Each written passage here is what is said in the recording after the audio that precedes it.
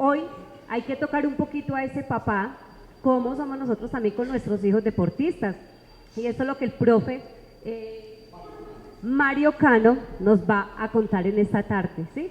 Mario Cano entonces viene, también ha estado con todos los chicos durante todo el día trabajando en el Coliseo y también entonces se vino a estar con ustedes un ratico y la idea es que de pronto preguntemos si tenemos dudas, aprendamos muchísimo y que de verdad también las llevemos a la práctica, porque muchas veces asistimos a unos buenos talleres y ya, simplemente se nos quedó en que escuchamos cosas muy bonitas, entonces que también tratemos de llevarlo a la práctica para que de esta manera nuestros niños también entonces se vea complementado ese trabajo que ellos están recibiendo allá en el Coliseo en este momento y el trabajo que vamos a hacer mañana con los de fútbol. Entonces le damos un fuerte aplauso a nuestro profe, porfa.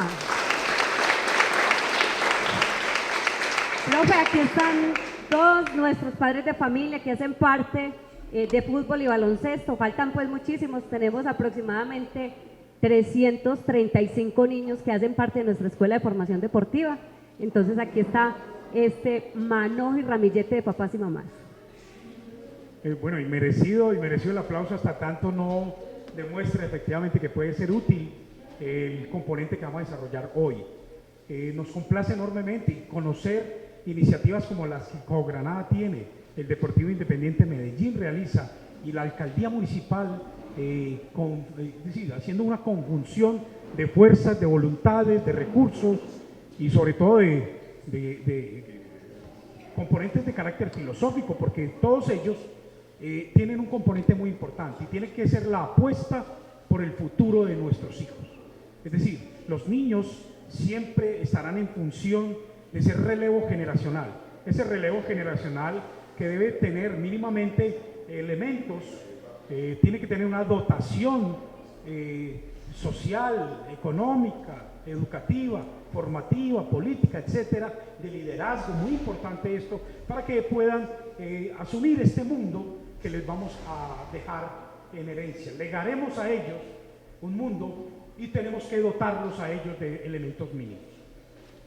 Quiero dividir esta intervención, esta charla mía en dos momentos. Lo primero es contarles qué estamos haciendo allí. Parece que es una deuda que tenemos con ustedes, contarles qué estamos haciendo. Es muy importante decirles esto porque en tanto ustedes lo conozcan, seguirán comprometiéndose con el trabajo que estamos realizando. Lo primero es que hay una figura, hay un compromiso alrededor de la figura del campamento. Es decir, esta es una idea que una de nuestras líderes en la organización, como lo es Juliana Yepes, Camilo, también Londoño, han participado en Estados Unidos en lo que llaman los campamentos de Michael Jordan. Michael Jordan, el eterno, tal vez el mejor jugador de baloncesto de todos los tiempos, tiene un modelo como el que estamos replicando, donde llegan los niños, donde les enseñamos los fundamentos técnicos del deporte, pero también les promovemos hacia un componente importante, el ser personas con una fuerte carga axiológica. Voy a emplear unas palabras y esas palabras voy a tratar de escribirlas. Una carga axiológica. La axiología es una disciplina que se encarga de estudiar los valores. Entonces nosotros lo que pretendemos es también trabajar con los niños valores, es decir, formar personas antes que preparar deportistas. Eso es lo que nos va a señalar mejores caminos. Ustedes saben que la historia de nuestro país está repleta, plagada de historias de deportistas que se comportan mal en la vida. Pues baste hablar que muchos de ellos lamentablemente han sido asesinados, muchos de ellos terminaron enredados en estas lamentables circunstancias del narcotráfico y otros también deportistas muy destacados que han caído en unas circunstancias muy deplorables.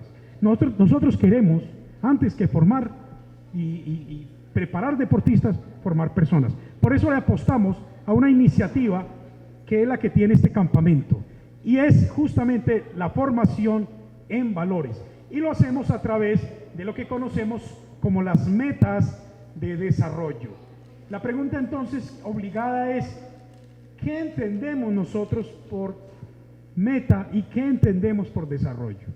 Una meta es hacia donde tendemos, una meta es un futuro, una meta es una línea de llegada, una meta es hacia donde orientamos cada uno de los pasos que estamos dándole hoy a nuestra vida. Es el caminar, es el tránsito, es el camino mismo. Pero también tenemos otra palabra que constituye la esencia del trabajo que estamos desarrollando, y es justamente esa: desarrollo. ¿Qué entendemos por desarrollo? ¿Qué es el desarrollo? No podemos confundir desarrollo con crecimiento, no podemos confundir desarrollo con incremento. No, el desarrollo es el futuro que deseamos para todos, y lo que deseamos hoy lo estamos concretando. Lo que deseamos lo construimos día a día. Si nosotros queremos unos hijos obedientes, si nosotros queremos unos hijos honestos, si nosotros queremos unos hijos responsables, nosotros tenemos que mostrarles efectivamente que somos eso, porque los niños, más que discursos, leen actitudes de nosotros como padres. Y si nuestros compromisos no son efectivos y consecuentes, seguramente no vamos a encontrar en ellos que van a replicar ese futuro que deseamos. Llaman al teléfono y nosotros le decimos al niño: diga que no estoy. Y después nosotros nos molestamos con ellos porque mienten. Es decir, nosotros tenemos que ser consecuentes. Nosotros tenemos que asumir en nuestras actitudes acciones que ellos puedan observar y replicar. Quiero comenzar entonces, luego de este breve encuadre, decirles que si trajeron, les dijeron que tenían que traer ustedes las tarjetas, los papás, las mamás, las abuelas, las tarjetas de crecimiento y desarrollo. Ustedes no se hacen control de crecimiento y desarrollo, o eso es solamente para los niños. Ustedes no trajeron, tú no trajiste la tarjeta de crecimiento y desarrollo, porque es que eso era para los niños. Miren, cuando uno deja de crecer y cuando uno deja de desarrollarse, justamente es porque está cargando ya la lápida encima. Nunca terminamos este proceso. Este es un proceso permanente. Este es un proceso que todos los días nosotros lo estamos desarrollando. ¿Cuándo crecemos? ¿Cuándo nos desarrollamos? Justamente cuando aprendemos cosas nuevas. Miren, está bien que yo he llegado aquí hoy. Yo nací el 31 de diciembre de 1960. Tengo 55 años. Y yo sé que dentro de poco, seguramente, si Dios quiere, cumpliré más y más y más, y continuaré desarrollándome, continuaré aprendiendo, continuaré creciendo de muchas maneras. Recuerden, el crecimiento y desarrollo está presente siempre en todas las etapas de nuestro ciclo vital, es decir, en toda nuestra gerotrascendencia. La gerotrascendencia es el camino que hacemos desde que nacemos hasta que el Señor quiere que nos vayamos a su lado. Es decir, todo el tránsito que hacemos por la vida se conoce con el nombre de gerotrascendencia. Y en todos y cada uno de esos momentos del ciclo vital, el primero es la infancia y niñez. El segundo es la juventud. La tercera es la edad adulta o la adultez. Y la última, la senectud. Mire, 4 momentos de nuestro proceso vital, y en todos ellos estamos creciendo y nos estamos desarrollando. Entonces no lo tomen como muy risible cuando les digo trajeron la tarjeta de crecimiento y desarrollo para hacerles el control.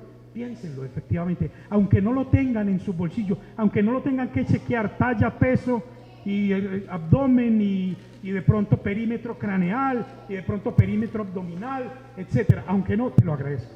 Aunque no tengamos que hacer eso permanentemente, entiendan que siempre estaremos en ese proceso, siempre estaremos creciendo. Muy bien, entonces las metas de desarrollo es lo que nosotros queremos alcanzar.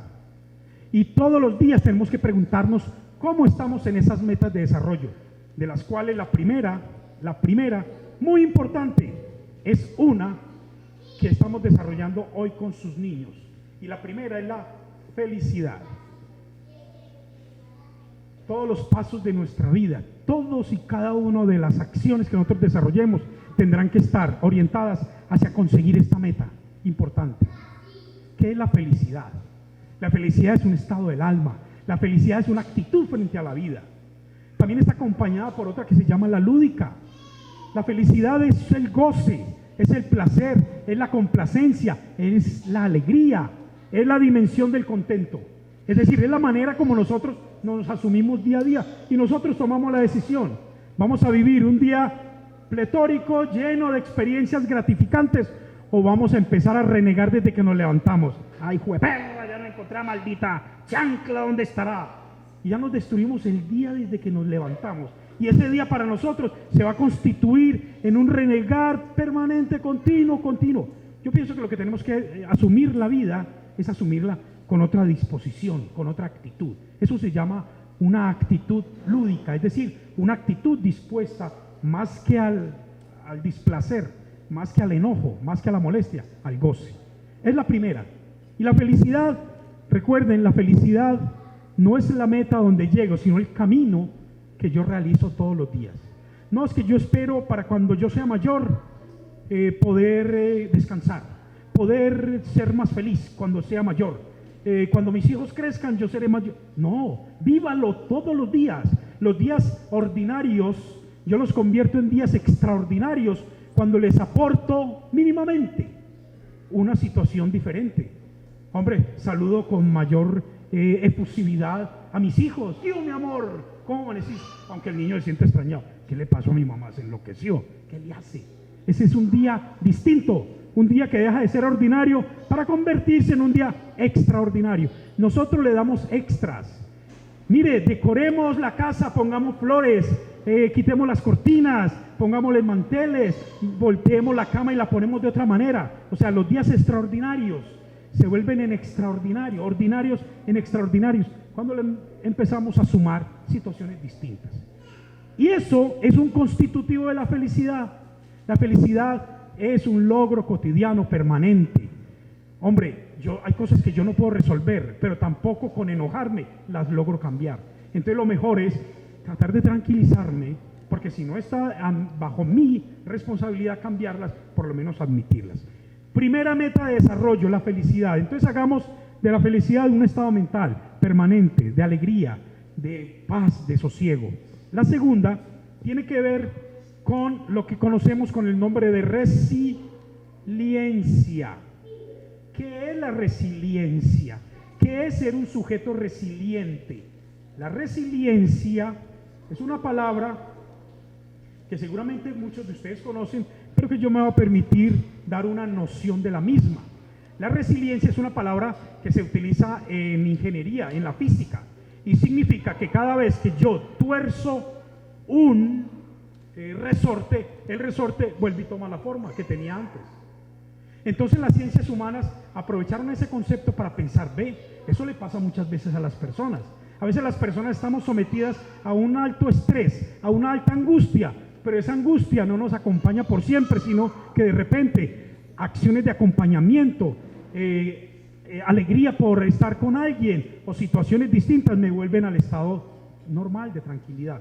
Entonces la resiliencia es esto, la capacidad que tenemos todos los seres humanos de ser felices a pesar de la adversidad.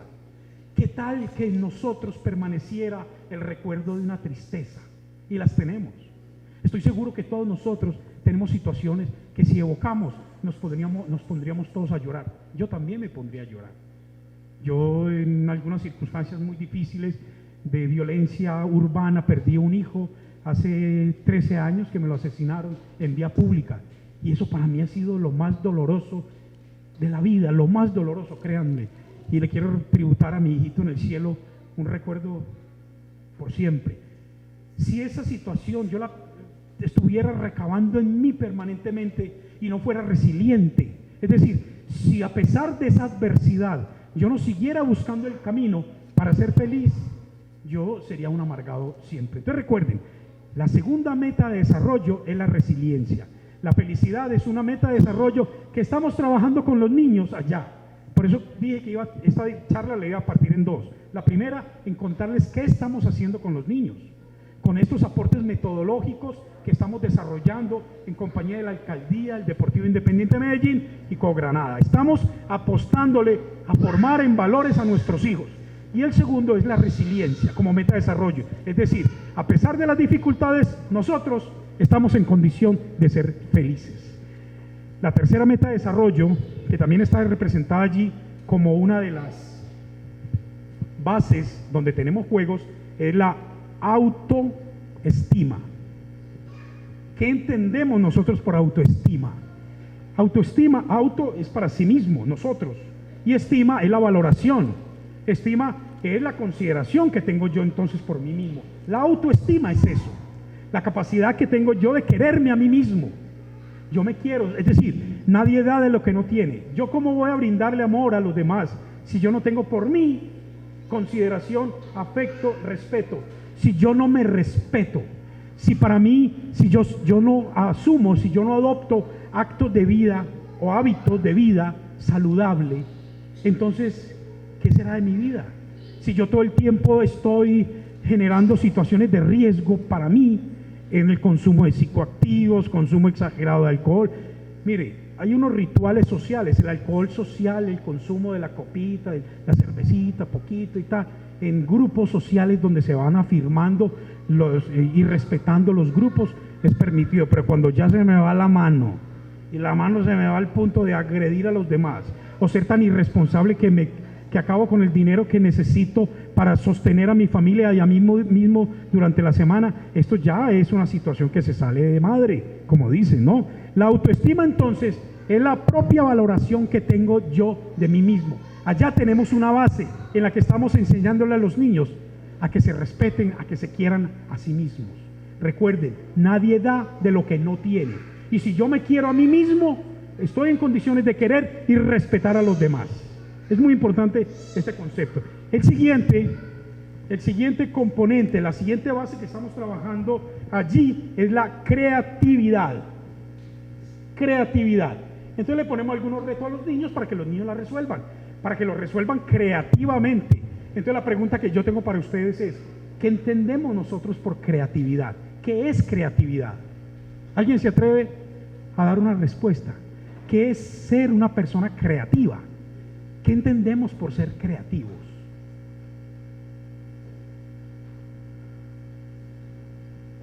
La persona creativa resuelve los problemas, pero los resuelve con dos criterios: criterio de oportunidad y criterio de pertinencia.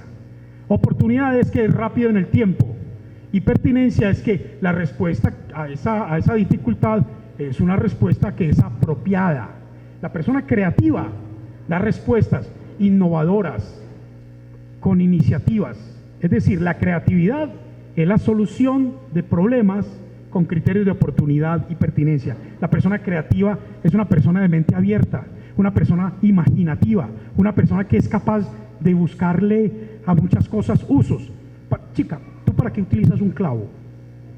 Para clavar. ¿Y cómo lo haces? Pues lo pones y lo martillas. Pero tú crees que hay posibilidades de utilizar los clavos de otra manera. ¿De qué otra manera puedo utilizar un clavo? ¿Para hacer qué con un clavo? Que no sea solamente para fijar cosas. Les cuento de qué manera. Yo lo utilizo como un rascador de espalda. Eso es una solución creativa. Si yo tengo una necesidad de que la espalda me está raspando y tengo un clavo a la mano, yo no tengo ningún reparo en utilizar el clavo. Si estoy leyendo y tengo que cerrar el libro, pues lo pongo de separador de libros. Mire, la creatividad es eso. La gente dice que, ay, no uses ese clavo de esa manera. Como que no, hay que ser creativos, hay que buscarle usos inusuales a las cosas. ¿Para qué sirve el agua? No, que el agua es para limpiar, para alimentarnos, y ya, y para de contar. Para la limpieza y la alimentación. Que yo riego las matas, estoy alimentando las matas. Que yo limpio sí, eso es limpieza, pero solamente el agua tendrá esos dos usos, de limpieza y de alimentación. ¿Para qué? Para energía, miren. Y entonces el humano creativamente inventó la rueda Pelton para en las hidroeléctricas extraer energía. Si no hubiese habido un atrevido que creativamente hubiera dado una solución, ahí estaríamos todavía a punta de velitas. Es a eso que nos referimos. Entonces estamos invitando a los niños allá, en este campamento, en el que estamos sumando voluntades, Cogranada, el Deportivo Independiente Medellín y la alcaldía, para con sus hijos mostrarles futuros posibles. Otro de los criterios muy importantes que tenemos para desarrollar con los niños es la Miren esto que es importante. Autonomía. ¿Qué es la autonomía? La palabra nomía viene de nomos, norma, auto en sí mismo. O sea, yo me impongo las normas. Yo defino qué hacer con mi vida. Claro, cuando yo tomo decisiones autónomas, yo tomo decisiones que me atañen a mí, pero también tengo que tener en cuenta que si yo tomo decisiones, tengo que asumir las consecuencias, tengo que ser responsable de lo que ocurra. Entonces le enseñamos a los niños, tome decisiones, eso sí, mida las consecuencias. Ay, no, que no te vamos a dar las llaves de la casa hasta que no tengas 21 años, por favor. Los niños reclaman cada vez mayor autonomía. Eso sí, tenemos que enseñarles que concomitante, la palabra concomitante, es decir, emparentado, es decir, simultáneamente, una decisión autónoma entraña una actitud responsable. Yo tengo que asumir las consecuencias de los actos que yo asuma y tenemos que hacérselo saber a los niños. Y eso lo estamos haciendo en el trabajo de hoy. Metas de desarrollo. ¿Ustedes creen que estas metas de desarrollo son solamente para ellos? Yo sé que si ustedes, cada uno de nosotros los que estamos aquí, pensamos en estas metas de desarrollo, diremos, ve y sí, no traje el carnet de crecimiento y desarrollo y debí haberlo traído para ver cómo estoy en estos criterios. ¿Cómo estamos en estos criterios? ¿Qué tan autónomos somos? En la casa somos los hombres los que tomamos la última decisión. ¿Por qué no somos? ¿Por qué? Porque nos pelan. Y porque no, esa autonomía, mire, esa autonomía no es hacer lo que nos dé la gana, no es imponer un criterio. Lo autónomo pueden ser también las decisiones que la pareja también debe resolver, debe asumir, debe tomar. Y entre los dos, decidir qué hacer con muchas cosas. El siguiente criterio es el criterio de salud como meta de desarrollo. Pero es que la salud tiene tres componentes: salud biológica, salud psicológica y salud social. Es decir, la salud siempre tendrá que asumirse entre estas tres dimensiones humanas, de lo que soy yo como cuerpo, es decir, ausencias de enfermedades y que todos mis sistemas orgánicos estén funcionando bien. Sistema digestivo, sistema excretor, no hay nada tan molesto, tan incapacitante como cuando nosotros no podemos hacer un uso adecuado de nuestro sistema excretor. Y a veces nosotros como que no lo valoramos, pero con todo respeto, no pretendo ser vulgar ni coprolálico, mucho menos. Pero cuando uno tiene unas ganas de miccionar, cuando uno tiene ganas de orinar y no encuentra el lugar adecuado, ¿cómo sufre uno, no? ¿Cómo sufre uno? Entonces, mire, desde lo biológico, todos los sistemas deben estar funcionando armónicamente.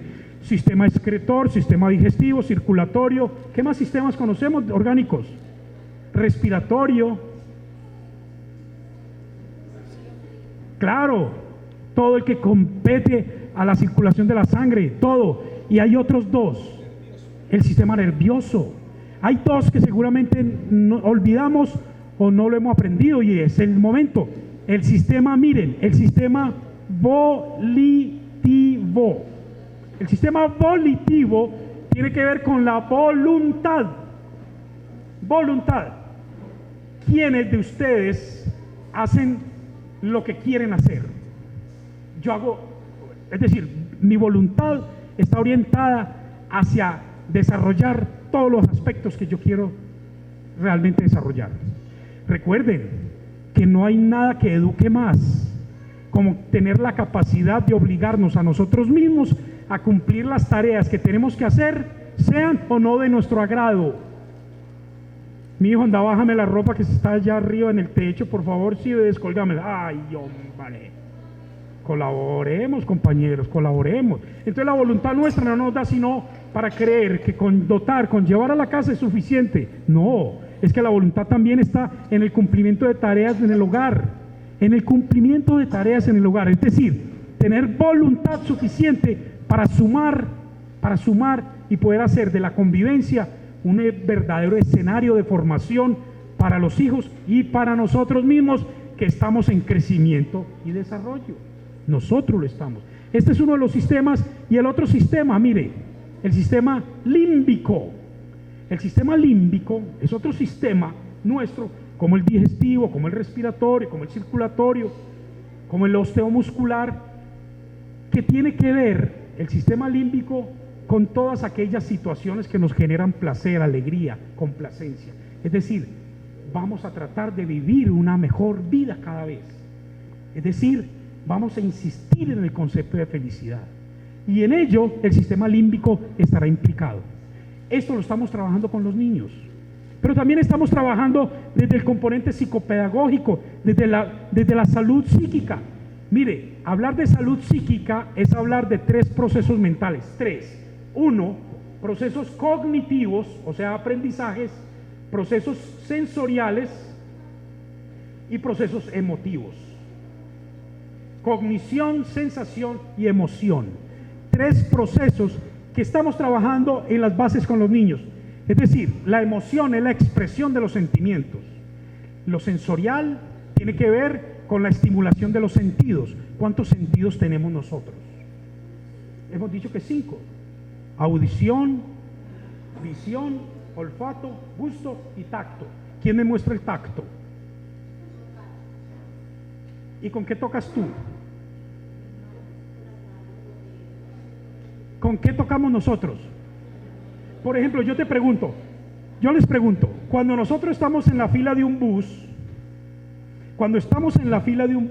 sin escuchar, sin oler, sin ver, ¿cómo sabemos que la persona que está atrás viene empujando y cómo sabemos que es un hombre o es una mujer?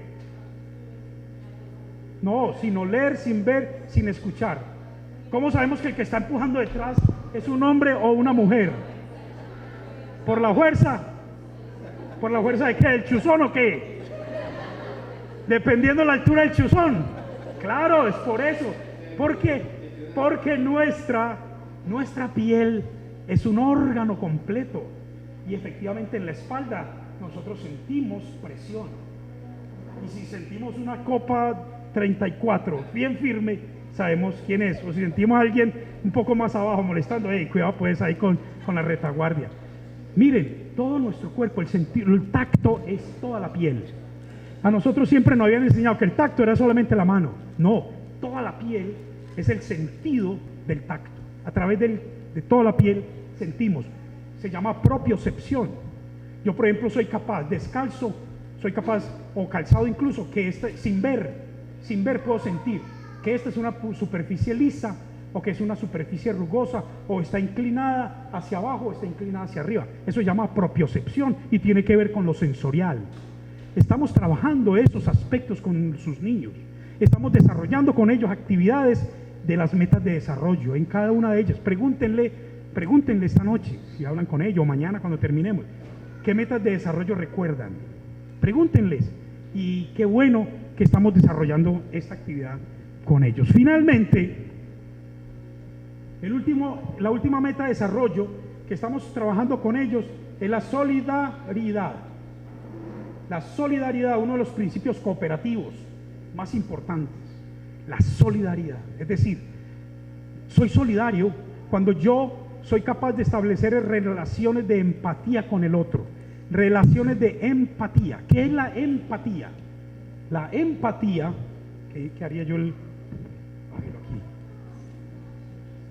La empatía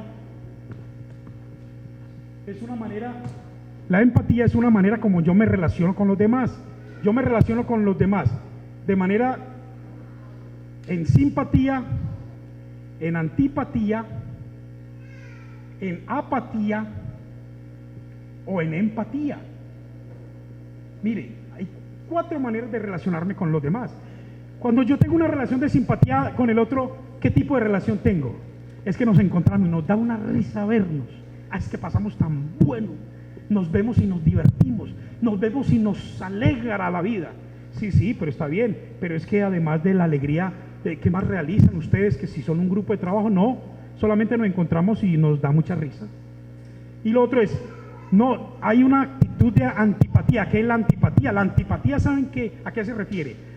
A esa actitud de oposición por todo por parte de algún sujeto. Hay gente que se opone a todo, nada le gusta. En los grupos, mire, muy importante, en los grupos necesitamos gente que se relacione con simpatía y gente que se relacione con antipatía.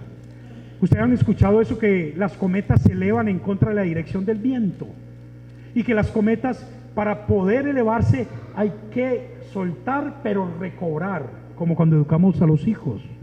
Suéltenlo, pero también recóbrele, porque de esa manera se eleva su espíritu, se eleva, aprende, sabe que hay normas, que hay control. Esa justamente es una relación de antipatía, de oposición, porque hay otros que se relacionan de una manera apática. La apatía es aquella persona que ni pecho frío lo llama, que ni frío ni caliente. ¿A mí qué? Es la palabra preferida. La expresión es: levantan los hombros y ¿a mí qué? ¿A mí qué? ¿A mí qué? Estas personas tenemos que identificarlas en los grupos, y cuando las identifiquemos en los grupos tenemos que escindirlas, es decir, decirle: te agradecemos mucho, pero aquí no cabes. Porque en los grupos necesitamos quien sea muy payaso, quien sea muy charro, quien sea la campanita esa que siempre vibra, pero también necesitamos al gruñón, porque muchas veces el gruñón nos muestra caminos que uno no ha visto. Los gruñones, los que siempre se oponen, pero a esta que nada le gusta, a esta que nada le gusta, muchas veces con esa actitud nos muestra errores que nosotros no hemos visto.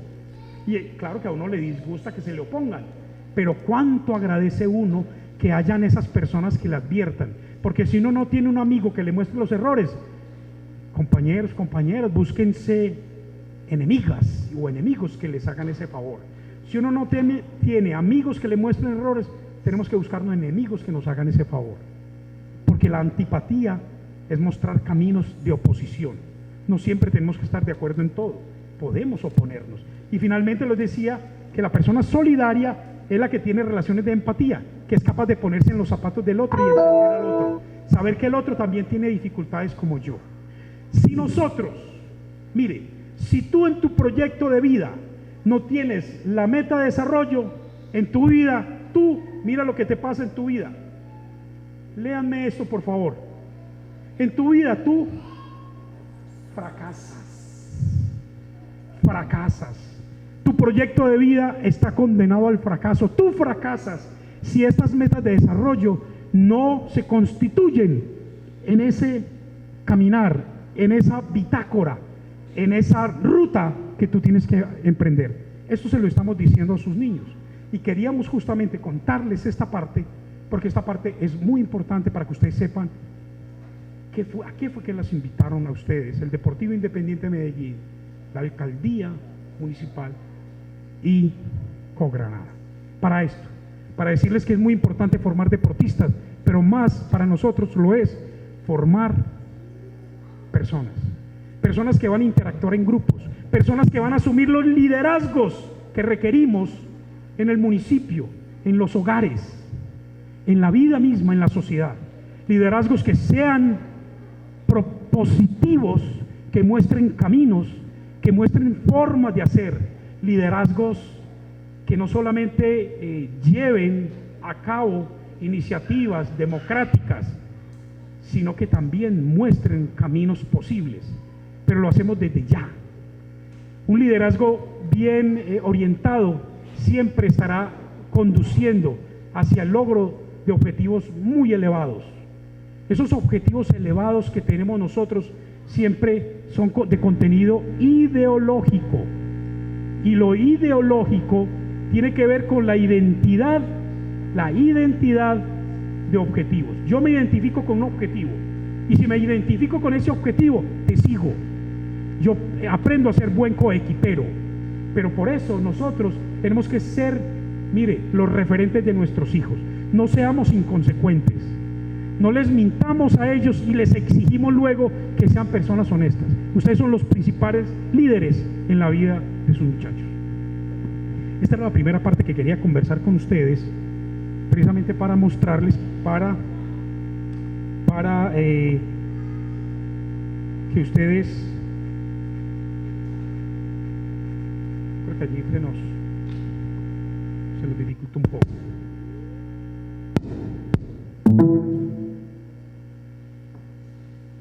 Bueno, entonces sí creen que es pertinente seguir andando con el carnet de crecimiento y desarrollo.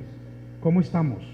¿Cómo está nuestra felicidad, nuestra resiliencia, autoestima, creatividad, autonomía, salud, solidaridad? Componentes muy importantes de nuestra vida. Hoy quiero compartir con ustedes esta charla. Yo lo paso desde aquí. Esta charla que justamente busca, permítanme un segundo por favor.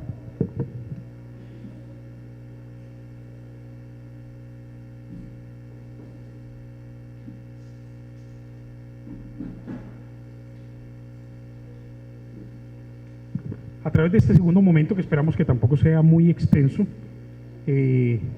llevamos el tiempo que requerimos. Vamos a tratar de hacerlo en 1 hora aproximadamente. Si uno no es capaz de echar un cuento bien contado en 1 hora, es porque no lo sabe. Y yo quiero tratar, porque ustedes también tienen cosas para hacer, y yo quiero seguir acompañando también, y es lo que tenemos previsto. Mire, queremos decirles a ustedes que los niños, al igual que los adultos, que deciden por el deporte, por la práctica del deporte, son niños que eligen buenos caminos. También el deporte, así como el arte, la recreación, son caminos que nos mantendrán ocupados y que en ellos también se trabajarán algunos elementos, como estos que hemos desarrollado de metas de desarrollo, como hemos planteado. Lo primero es contarles a ustedes, que esto como que desbarató. ¿Qué les cuento mejor? No, pues sí. Pero esto, bueno, me dejó en la calle. Yo que venía a chicanearme con esto. Ven, ahora sí. Bueno, contarles que mi nombre es Mario Cano, soy licenciado en Educación Física, soy magíster en Educación y Desarrollo Humano, soy especialista en Teoría del Juego, me gané una beca hace algunos años, me fui para España a estudiar, estudié Teoría del Juego, la teoría del juego, y es que el juego se estudia así. Yo juego más que un gato chiquito, es que dicen por ahí, y entiendo por el juego todas estas posibilidades de relación, y en el juego creo en él, y por eso justamente en ello intento poner toda mi energía y mi buena disposición. Miren, cuando yo decido ingresar a un niño a una escuela deportiva, no solamente física, sino también intelectual, como son las escuelas de ajedrez, por favor, inscríbanlos, permítanle que ellos tengan pensamientos tácticos, permítanles que desarrollen una inteligencia anticipatoria en la jugada que el otro va a realizar. Inscríbanlos, llévenlos. Cuando hayan festivales ajedrecísticos, invítenlos. Ustedes mismos, ustedes mismas, rétense a aprender ajedrez y jueguen con sus hijos. Eso serán posibilidades, necesidades de encuentro. Ay, no, que eso es muy difícil, que es que el caballo salta en L y yo escasamente sé escribir hasta la K. No llego a la L. No, insístale, trate de hacerlo, traten. Miren, yo tengo un reto, es aprender a tocar guitarra, no sé, porque a mi hijo le gusta la guitarra y yo no he podido. Ese es mi reto, trataré de cumplírselo. Miren, lo más importante, antes de saber que un niño puede participar de la actividad deportiva, es saber que el niño, dependiendo la edad, tiene unos intereses que son distintos a los de los adultos. Los intereses de los niños están centrados en 3 componentes, como lo dice Piaget. Piaget dice que los niños tienen 3 fases. Una fase sensomotora, es decir, sensomotor quiere decir que un sentido lo estimula un movimiento, que hay una acción y una reacción. Ustedes han visto que los bebés, cuando ustedes les tocan el piecito por debajo, le hacen cosquillas y ellos como que tratan de apretarlo, como si fuera, con todo respeto, como si fuera todavía el pie del mico, del mono que quiere agarrar. Entonces se voltea de esta manera. O cuando él se asusta, realiza esta expresión. Estos son, mire, expresiones desde un sentido que se estimula y una reacción motora. El segundo momento que dice este autor Piaget es una fase preoperatoria. Esa fase preoperatoria es cuando el niño quiere meter cosas grandes en cosas pequeñas. Él no tiene todavía el desarrollo de un pensamiento táctico, un pensamiento estratégico. Y el tercer momento es cuando él es capaz, sí, ya es capaz de ordenar los juguetes de mayor a menor, grande, mediano, pequeño, un color a un lado, otro color a otro lado. Quiero decirles esto, que en determinado momento el desarrollo del niño, del desarrollo cognitivo, es decir, del aprendizaje, los niños pasan y atraviesan por estos momentos. Y todas las actividades que realizan deben tener color, ritmo y movimiento. Color, ritmo y movimiento. Si hay aquí alguna mamá o alguna educadora sabrá que en el preescolar insistimos siempre que los niños aprendan con base en esos tres componentes: color, ritmo y movimiento. Color, ritmo y movimiento, y le enseñamos las tablas cantando, le enseñamos las vocales cantando, les enseñamos los canticuentos para que ellos también vayan aprendiendo, las narrativas, los relatos, las historias. Esas son las maneras como ellos lo consiguen, porque pasamos de esta etapa y viene un elemento muy importante, que es que cuando ya nos hacemos adultos o los niños empiezan a pasar de esa etapa anterior a una posterior para ser un poco más jóvenes, un poco más adolescentes, es ahí donde el niño comienza a tener un pensamiento formal y es capaz de entender las reglas de juego. Ustedes han visto que cuando los niños juegan, por ejemplo, baloncesto o juegan fútbol, son todos detrás del balón, para arriba todos, para abajo todos. Ellos no entienden la norma y no importa, ya tendrán tiempo de aprender la norma. Cuando el entrenador empieza a decirle: ¿qué te parece aquí? Que no te vayas de allá. El niño se aburre esperando que le llegue el balón, que seguramente no le va a llegar. Habrá tiempo para que él lo disfrute. Por lo pronto, hágale. Esos rudimentos normativos los va a ir aprendiendo sobre la marcha. Pero cuando uno insiste y persiste y no desiste, y déjele y machaque, que el deporte, que la norma, que no lo hagas así, que hace esto, que el fuera el lugar, que la regla 7, no, por favor, no atosiguemos a los niños, que lo disfruten libremente, que habrá tiempo. Entonces tenemos que saber en qué etapa de desarrollo está el niño o el joven para poder hacer este trabajo que no lo hace solo. Recuerden que la charla se llama, ¿cómo se llama la charla esta? La preparación del niño deportista, una responsabilidad compartida entre los padres de familia y los entrenadores. Es una responsabilidad compartida. Nosotros muchas veces, como pasa en la escuela, vamos y tiramos, perdónenme la expresión, a los niños a la escuela y nos desentendemos. Lo tiramos a la escuela de fútbol o la escuela deportiva y nos desentendemos. Por favor, tenemos que acompañar. Mire, no hay nada más grato que el niño hizo una voladora, hizo una canasta, hizo un gol, inmediatamente mira para la tribuna a ver si mi papá me estaba mirando, y mi papá no estaba, hombre. Suele pasar. Acompañémoslos, no los tiremos solamente, no los dejemos allá, vayamos, hagamos el esfuerzo. Los niños crecen muy rápido y de repente nos daremos cuenta: ve, cuando se creció mi hijo, hombre, ya le da pena salir conmigo, hombre, ya no me abraza, ya no me da besos. En estos días me fui a despedir de mi hijo en la escuela, tiene 13 años, me fui a despedir de la escuela de beso como lo hacían, y me fue extendiendo la mano. ¡Ay, qué dolor! No se imaginan. Y entonces yo no lo forcé de ninguna manera, sino que también le extendí la mano y le dije: hijito, creciste. Así, pero me fui con el corazón partido, se los aseguro. Eso nos pasa, ellos crecen pronto. Recuerden entonces que en la escuela deportiva tenemos un maestro, tenemos un educador, tenemos un entrenador, tenemos un formador.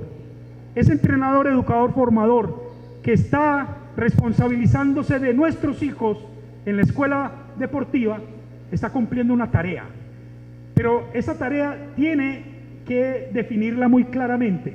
Si va a ser solamente un técnico que le va a entregar los fundamentos del deporte, o si va a ser un verdadero maestro que le va a enseñar para la vida, que lo va a formar en otros componentes, en otros elementos que también requerimos. Mire, forma en habilidades comunicativas, comportamentales, sociales e interactivas. No solamente le enseñará como entrenador, como el entrenador le enseña la técnica, sino que el maestro le enseñará para la vida. ¿Qué le enseñará? ¿Qué le va a enseñar? Le va a enseñar 5 componentes. 5 componentes. Ayúdenme a contarlos porque los vamos a desarrollar 5. Esos 5 son los que trabajamos en las escuelas deportivas. Y lo primero tiene que ver con la preparación física. ¿Qué es la preparación física? La preparación física no es más que la puesta en escena de habilidades técnicas y de algunas otras acciones en que la fuerza, la resistencia, la velocidad, la flexibilidad, la coordinación, todas esas habilidades que los deportistas requieren para poder desarrollar una buena tarea. Todo esto hace que las capacidades condicionales, todo esto, en lo locomotor, manipulativo y axial, eso, el maestro sabe qué hacer. Vamos a trabajarlo rápidamente. Mire lo que hace. Cuando hablamos de lo locomotor, locomoción es movimiento. Entonces, ¿qué hace el maestro? Trabaja actividades como caminar, correr, saltar, reptar, todas estas cosas. No me va a quedar en ello, sino que sencillamente se las voy a plantear. Esta categoría es locomotora, de movimiento. Hay otra categoría que se llama la categoría manipulativa. Esta categoría manipulativa es cuando el niño atrapa, lanza, arroja. En baloncesto es muy importante. Mire, empuja, patea, golpea, lanza, entrega, recibe, tracciona. Todas esas son habilidades que los educadores que están con sus hijos les enseñan, pero es que obedecen solamente a una categoría de la preparación física. Porque hay otras que también se llama la tercera categoría, que son las categorías axiales. Mire qué hacen. Ellos giran. Ustedes saben que el fútbol no es solamente derecho, ni el baloncesto completamente derecho. Ellos de repente tienen que voltear. Ellos tienen que, si se caen, tienen que saber caer. ¿Qué tal que esa habilidad de caer no la resolviéramos? Y los niños, al tener una zancadilla, porque ustedes lo saben, son deportes de contacto, de choque. ¿Qué tal que cayeran como unas planchas, como unas arepas, se caen y... terrible. Ellos tienen que aprender de alguna manera a hacer torsiones o a poner las manos para hacer flexiones y para poder protegerse. Todo eso técnicamente se lo enseña el maestro, el profesor, pero no es lo único que le enseña. Entonces recuerden, las categorías axiales hacen parte de la primera preparación, que era la preparación física. Primera, preparación física. Segunda, lo que estamos trabajando en las escuelas deportivas, que sus niños también deben saberlo, es la preparación técnica. Y ustedes deben saberlo para que no se crean más técnicos ustedes y les gritan al niño. El profesor, el entrenador le dice: mira, tú tienes que hacer estos recorridos y el balón lo entregas en determinado lugar. Y ustedes desde la tribuna le dicen: vos que sos bobo, entrega pues esa pelota. Y el niño se siente en una situación difícil. O le obedezco al entrenador o le obedezco a mi papá. Por favor, padre de familia, deje que el entrenador haga su tarea dentro del terreno de juego, que lo haga ya. No nos metamos a técnicos. La preparación técnica tiene que ver como la manera que el niño se relaciona o el deportista se relaciona con el objeto de juego, bien sea con el balón, bien sea con el bate, bien sea con la bicicleta, bien sea con las fichas de ajedrez, bien sea con la raqueta de tenis, bien sea con cualquier modalidad deportiva que ellos realicen. La preparación técnica tendrá que ver siempre con la manera como yo realizo los gestos conduciendo el útil de juego. El maestro desarrolla sesiones de entrenamiento para poder lograrlo, y todo está orientado mediante un ciclo que se llama PHVA: planear, hacer, verificar y ajustar. El entrenador ve cómo está evolucionando su hijo y hace las adecuaciones pertinentes.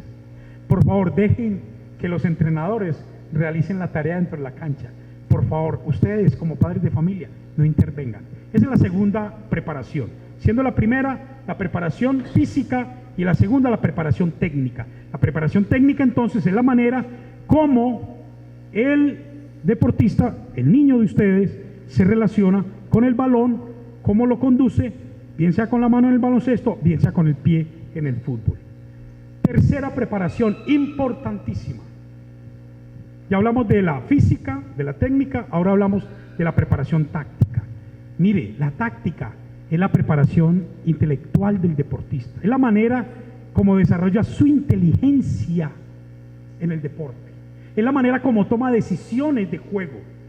Miren, ¿qué tal un niño que lleve el balón en fútbol, por ejemplo, y de repente cuando tiene que resolver un asunto cualquiera, se para y empieza a mirar al técnico? ¿Qué hago? Mientras hace eso, ¿qué pasa? Pierde el balón. El niño tiene que aprender a resolver, y así como resuelve en la cancha, aprende a resolver en la vida y toma decisiones. Por eso es muy importante en una de las metas de desarrollo la autonomía. Resuelva, tome decisiones, que yo, mi hijito, no voy a estar toda la vida para indicarle qué hacer. Eso no le decimos cada rato. Tome decisiones pues, haga las cosas, no espere que todo lo tenga que decir yo. Levántese y arregle esa cama, levántese y organícese, coma, estudie. Se lo decimos, tome decisiones. Tenemos que dejarlos crecer. Mire, cuando yo desarrollo la preparación táctica, aquí hay algo que es propio del deportista, y es la huella, eso que llama la huella mnésica, es decir, la huella de la memoria. Como yo ya lo entrené, ya sé qué hacer. Esto es muy importante. Esa es la importancia del entrenamiento. El entrenamiento permite que yo, en unas circunstancias irreales, pueda anticiparme a unas situaciones reales y sepa qué hacer. Por eso es importante entrenarse, porque cuando yo me entreno, aprendo a tomar decisiones. Cuando yo hablo de lo agonístico, es contra qué tiene el niño que resolver. Mire, decir agonístico es decir que el niño tiene que jugar contra un rival y tiene que saber cómo enfrentar al rival, tiene que conocer cómo es el rival, tiene que saber si tiene mayor talla, si tiene mayor peso, si se mueven de determinada manera, si van de primero, si van de último. Es decir, tiene que aprender todo sobre el rival, tiene que aprender cuáles son las dimensiones de juego, cómo son las dimensiones de juego, es decir, por qué parte, por qué lugar se puede correr mejor, si el terreno tiene lugares que son difíciles, qué hacer. Tiene que saber cómo se relaciona con los balones, si es un balón de baloncesto, si es un balón de fútbol. Tiene que saber que el tiempo también regula las relaciones de ellos, etcétera. Mire, nada más difícil de resolver en la cancha mediante el juego cuando se preparan los niños, que los otros del otro equipo o los propios, la hinchada propia, le esté gritando o insultando. Hay niños que no son capaces de resistir a esa presión. Ellos tendrán que aprenderlo, pero cuando la hinchada está exigiéndole, está insultándolo, en vez de acompañarlo, generalmente lo desmotiva. Siempre respetar, hay que enseñarles. Siempre respete las decisiones de los árbitros. Esto es muy importante, porque si uno no respeta en la cancha la decisión del árbitro, lo más seguro es que tampoco respete la autoridad de la policía, o tampoco respete la autoridad que tienen algunas personas que la representan. Si yo no respeto las decisiones del juez, generalmente me comporto así en la vida. Es muy importante que los niños aprendan que cuando se comportan mal en las decisiones de los jueces, podría ser lo mismo en la vida. Y el juego limpio, esto sí es vital. El juego limpio es una decisión que tenemos todos los humanos de no hacer trampa, de no colgarme indebidamente la señal de cable, de no robarme la imagen, de no colarme en el bus, de pagar las deudas, es decir, de no hacer trampa. Juego limpio, porque en la vida no todo se vale. Ustedes lo saben muy bien. ¿Qué es el juego limpio? El juego limpio es un estilo de vida. El juego limpio es compañía. El juego limpio es ayudar al otro. El juego limpio es acompañar. Recuerden lo que decíamos de lo axiológico. ¿A qué se refiere cuando yo digo formación axiológica? ¿Qué digo? Formación en valores. Muy bien. Juego limpio es un valor, un gran valor. Y eso se permite para transferir, para llevar a la vida misma esas actitudes. Juego limpio, mire, yo les puedo hacer llegar, yo dejo esta memoria, es decir, esta presentación la dejo aquí, y seguramente a través de Cogranada o a través de quienes deseen pueden dejarla para que conozcan, y quienes quieran leerla y utilizarla de nuevo pueden hacerlo libremente, no tiene derechos de autor. Esto es algo para todos compartir. Mire, todos estos principios del juego limpio no los voy a referir, van a quedar ahí, pero podemos ver que es lo que hemos dicho. Todo esto lo hemos dicho. El juego limpio es buscar al balón lealmente. Hay gente que en vez de ir al balón va al sujeto y siempre entra armado. Y en vez de jugar lealmente, busca es hacerle daño al otro. Esa no es una buena actitud de vida. Yo conozco cantidad de casos de personas que pretendiendo hacerle daño al otro, salieron más afectados ellos mismos. El caso de un compañero que lamentablemente quería lesionar a otro, y cuando intentó darle la patada se paró en el balón, se resbaló, cayó, se hizo un golpe muy fuerte en la cabeza, en la parte posterior, región occipital, y tiene ahora problemas del lenguaje y no ve bien. ¿Por qué? Porque una vez tuvo una mala decisión de tratar de lesionar a otros, y cuando trató de lesionar a otros, generalmente eso se vuelve contra sí mismo. Esto lo dice. Mire, la intención se vuelve contra el generador, lamentablemente, y eso pasó. En el juego limpio, cuando uno desde la barra, ¿cuántas veces estamos en la barra y nosotros gritamos, incitando a la violencia? No es conveniente, hay que estimular positivamente. El juego limpio es todo esto. El juego limpio es todo esto. Hay que educar con el ejemplo. Llevamos entonces preparación física, preparación técnica, preparación táctica. La táctica, recuerden, es inteligencia emocional, es inteligencia de juego, es inteligencia. La cuarta es la preparación teórica. De esta manera preparamos a sus niños deportistas, insistiéndoles sobre todos estos componentes. La preparación teórica tiene que ver con el conocimiento que los niños deben tener del reglamento. ¿Y qué es el reglamento? Que saben que yo, para anotar un gol en la otra portería, debo conducir el balón con el pie y no con la mano. Cosas tan sencillas. Tengo que aprender que para hacer un saque de banda tengo que hacerlo por encima de la cabeza y con los pies juntos, bueno, los pies en tierra y haciendo un giro, que yo no puedo lanzar con una mano como si fuera el portero para sacar de banda, etcétera. Esa preparación teórica justamente es entonces el conocimiento que yo tengo del reglamento. Debo también aprender otras cosas. Debo aprender dónde se juegan los campeonatos, quiénes son los mejores jugadores, quiénes son aquellos referentes sobre los que yo puedo emular y que yo puedo seguir como es decir, como verdaderos referentes en el juego. Pero ¿qué tal aprender de jugadores violentísimos y tratar de repetir de ellos esas actitudes? No forman para la vida. Finalmente, la quinta y última preparación que requieren los niños, sus niños, en nuestras escuelas deportivas, es la preparación psíquica. Es decir, fuertes mentalmente, que sepan que si yo perdí un partido, no perdí la vida. Hay quienes, para ellos es un drama perder un partido. ¿Qué pasa con el resultado? El resultado, en algunos casos, gano, pierdo o empato en algunos casos. Hay deportes que se gana, se pierde, que no hay la probabilidad de empate. Tenemos que hacerle entender a los niños, tenemos que ayudarles a comprender que si se perdió un partido no fue la vida. Hay unos hinchas que se desbordan de una manera, ustedes lo saben. ¿Cuántas vidas lamentablemente se han perdido alrededor de una cancha, de un resultado, de un partido?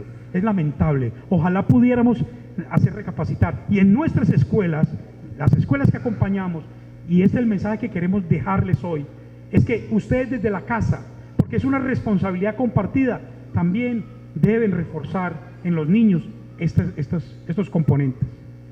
Hay que tener una actitud lúdica, es decir, alegre, que el juego se convierta en una alegría más que en una tristeza. 5 componentes entonces de la preparación del deportista, en que todos estamos comprometidos. Vamos a repetirlas. Primero, preparación física. Segundo, preparación técnica. Tercero, preparación táctica. Cuarto, preparación teórica. Y quinto, preparación psíquica. Mire, por la mala preparación psíquica de un deportista tan grande como lo fue Zinedine Zidane, hoy en día técnico del Real Madrid, ustedes recuerdan cómo se despidió él del último mundial, casi en el último minuto de juego. Un jugador de Italia, él jugaba para Francia, en la final del mundial de fútbol, le dijo algo y lo sacó de casillas. ¿Qué hizo él? ¿Recuerdan? Fue y le pegó un cabezazo. y el árbitro lo tuvo que expulsar. Un jugador tan grande, en el último instante de su vida deportiva, salir por la puerta de atrás, es decir, salir expulsado y salir repudiado. ¿Por qué? Porque no tiene fortaleza psíquica para poder tomar decisiones. A veces a vos te insultan y uno decide si el otro voy a aceptar la basura que me está tirando, pero el problema es mío. Hay una historia muy bella de alguien que le entrega suciedades en una bolsa a alguien y el otro la recoge y dice, hombre, y lo vacía y en ello pone flores hermosas y las devuelve y le dice, mira, y él dice, ¿qué me vas a dar a mí? No, es que tú me quieres dar de tu basura y yo no quiero aceptarla. Tú das de lo que tienes, tú no eres más que eso, yo te doy de lo que tengo, mis flores y mi respeto para ti. ¿Cómo queda uno? Entonces uno decide si del otro recibe los insultos. Yo preferiría dar la vuelta, no acatarlo, no decidir que con sus malas actitudes me comprometa. Papás, mamás, directivos, compañeros de Cogranada, compañeros de la alcaldía, compañeros del Deportivo Independiente de Medellín, gracias por invitarnos, gracias por estar, gracias por acompañar. Recuerden que la tarea del acompañamiento de nuestros niños y lo que estamos desarrollando en nuestros campamentos es tratar de formar nuestros chicos en una perspectiva axiológica, formar en valores. Lo más importante, antes que el deportista, es el ciudadano. Muchísimas gracias y que tengan una excelente tarde para ustedes.